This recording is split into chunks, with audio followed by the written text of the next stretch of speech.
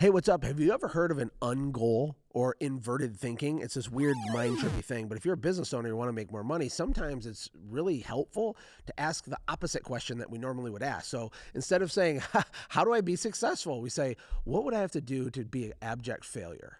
And we make a list of that instead of that. Are you picking up what I'm throwing down? In this video, we're going to talk about 5 things to avoid if you want to be successful when you're growing your business, right? So 5 things to avoid, not 5 things to do, 5 things to not do, which is inverted thinking. Pretty cool, right? The first one is opportunity fatigue. You know, with all the buzz going on around AI, it's pretty interesting when I go into industry Facebook groups and I see small business owners starting side hustles. They're building apps. They're trying to get involved in coaching and doing all these different things, which is, you know, it's okay to do that, but it can be really detrimental to you. And if you're doing less than $1 million or $2 million in revenue now, it's far better off for you to hammer the nail into the board, meaning focus, just like Gary Keller says in his book, The One Thing. If you chase 2 rabbits, you'll catch neither one.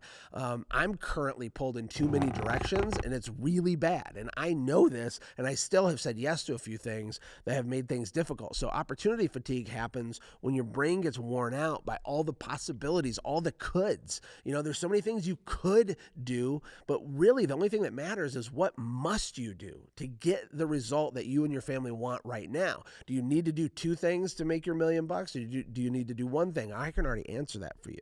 You need to do 1 thing. I think it's really funny when small business owners say, well, you need 7 streams of passive income. It's like, no, you don't. That's fake, okay?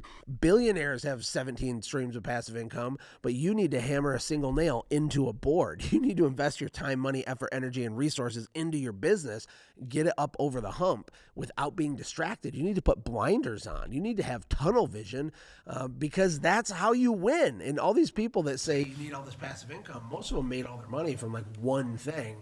And then, yeah, they buy some real estate and they do all these other things. They passively invest as a shareholder in small other companies and things like that. But for you, avoid opportunity fatigue. Stay focused, okay? The second thing we want to avoid is premature celebration. And people are probably clicking off this video now, because they're like, no, I want to celebrate premature.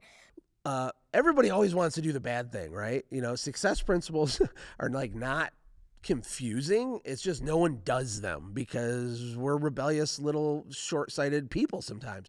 We need to avoid premature celebration, okay? This is another huge problem is they want to get that brand new Silverado because they've worked so hard, right? And they deserve it. And they want to get the bass boat and take their kids to Disney, not understanding that if they'd wait just a little tiny bit longer, they could double the result, right? And you don't have to do that forever, but there has to be some level of discipline to wait on the celebration. You know, my wife, when I first was building my first company, she would call my business the other woman. And that's not a good thing, right? And I made a lot of mistakes growing that business, but you know, I was so focused on it and that it got everything. And so I'm not going to do a marriage counseling session here, but my point is that I was not celebrating prematurely because all of my money was rolled into new trucks, new equipment, more scale, more marketing, more culture, higher pay for my employees, and trying to get the machine spun up. While my wife was driving around in a broken down minivan, the freaking window wouldn't roll up or down. She had to open her door going through the drive-through, which is kind of embarrassing. So don't do that. But do you see my point? The business was successful because of the delayed gratification.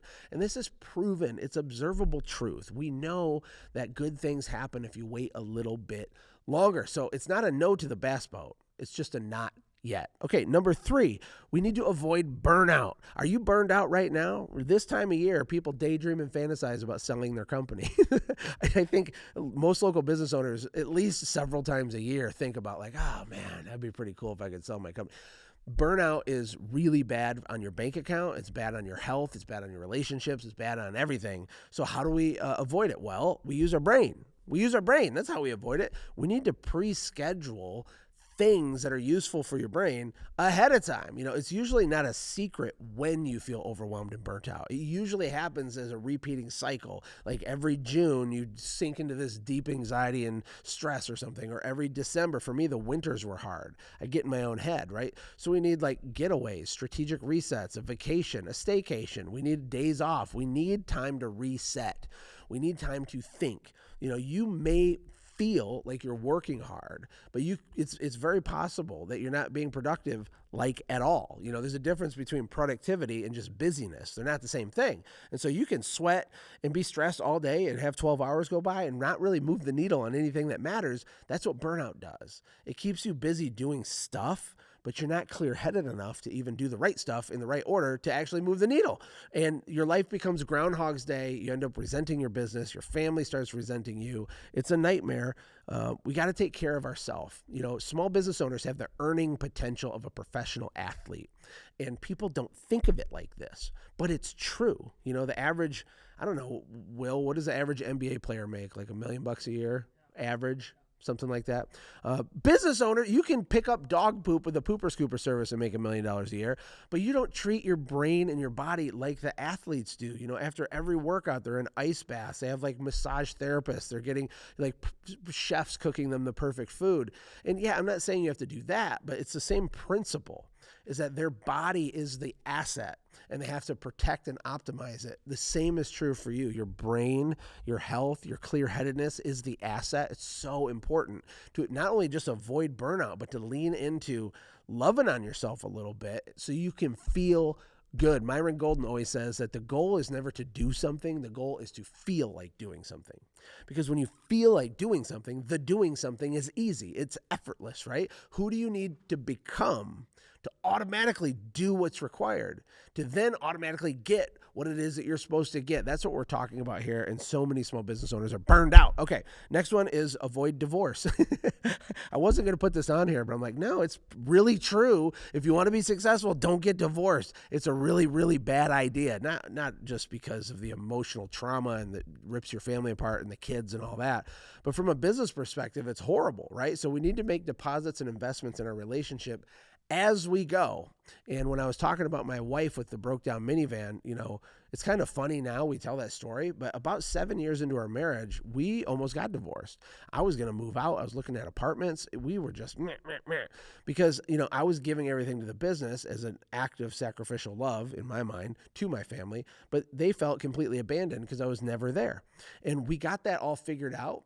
But if I could do it all over again and go back, I would have had structured date nights. I would have had special days with my kids. I would have had pre-planned blocks of time, things our family could look forward to. I would have communicated better the vision of what I was trying to do in the business back to my family instead of just keeping it in my head. And everything would have been easier for me because the marriage that I have now is one where my wife is my biggest fan. She's a clapper and a cheerer and a supporter and an edifier. And she is rocket fuel to me and my brain and my business, behind the scenes, backstage, all the time. It's amazing. I feel like I have cheat codes, right? So having an insanely good marriage, it is like having cheat codes in business. And most really successful people built it with someone. So if you're not investing in your marriage, you must not want to be married. It's as simple as that. If you don't change the oil in your car, you must want your car to explode and not work anymore, right? Everything has to be maintained that's worth having. And there's no exception when it comes to your marriage. And then last but not least, avoid the media. Avoid the fear porn. Avoid porn in general, but avoid fear porn and all the clickbaity stuff and all the be worried about this, the sky is falling, the aliens are invading stuff for a couple of reasons. Number one, I'm not suggesting put your head in the sand and don't know what's going on in the world, but you need to put your blinders on and have some tunnel vision. We need to go faster. You know, this success game is about speed and velocity, and everything that you plop into your brain is going to be like drag. It's mental drag, operational drag, right? It's like you're trying to be a fighter jet, but you have ropes tied around your wings and you can't get going. So to get in fighter jet mode, you have to turn everything off. You need to stop listening to the naysayers. I know that you probably know too. You don't need another book to be successful. You already know enough to go crush it. You're just not doing it. And so scrolling on TikTok or reading news headlines and Googling about the recession, it's not helping anything. Go do the stuff you already know to do and you will have success, my friend. I am clapping and cheering for you.